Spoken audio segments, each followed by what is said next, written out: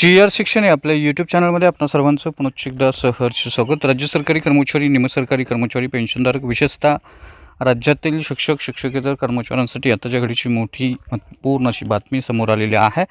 थकीत महागाई भत्त्यासंदर्भातली ही महत्त्वपूर्ण बातमी असून काय आहे ती बातमी आणि या बातमीच्या अनुषंगानं महत्त्वपूर्ण असं परिपत्रक निर्गमित झालेलं आहे। काय आहे ते परिपत्रक आणि या परिपत्रकाचा फायदा राज्यातील कोणत्या विभागातील कर्मचाऱ्यांना, पेन्शनधारकांना होऊन त्यांचा लाभ मिळणार आहे, या संदर्भातील सविस्तर माहिती देणारा हा व्हिडिओ पाहण्यापूर्वी नेहमीप्रमाणे आपण सर्वांना एकच विनंती, व्हिडिओ शेवटपर्यंत पाहावा आणि आपण जर आमच्या चॅनलवर नवीन असाल तर चॅनलला जरूर सबस्क्राईब करा, समोरील बेल आयकॉनला सुद्धा क्लिक करा, जेणेकरून महत्त्वपूर्ण शासन निर्णय, कर्मचारी, पेन्शनधारक, कुटुंब निवृत्त वेतनधारकांच्या विषयीच्या महत्त्वपूर्ण अपडेट्स आपल्याला आपल्या यूट्यूब चॅनलवरती सर्वात अगोदर पाहावयास मिळतील।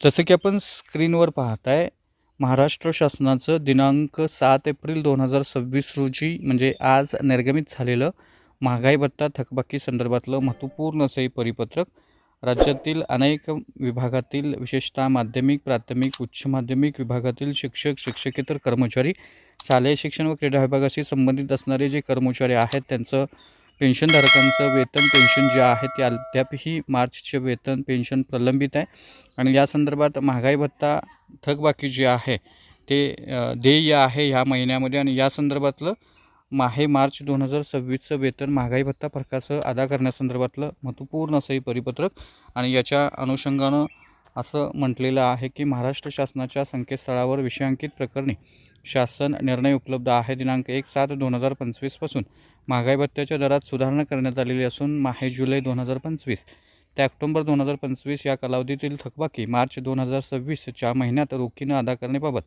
निर्देश आहेत आणि तरतुदीनुसार कार्यवाही करण्यात यावी। संदर्भ शासन निर्णय निर्गमित होण्यापूर्वी ज्या जिल्ह्यांचं फेब्रुवारी 2026चं वेतन कोषागारात पारित झालेलं होतं अशा जिल्ह्यातील शिक्षक शिक्षकेतर कर्मचारी यांचं फेब्रुवारी 2026चं 1 महिन्याचा देय महागाई भत्ता जो फरक आहे तो मार्च 2026च्या महिन्यामध्ये रोखीनं अदा करण्यात यावा अशा देखील सूचना देण्यात आलेल्या आहेत।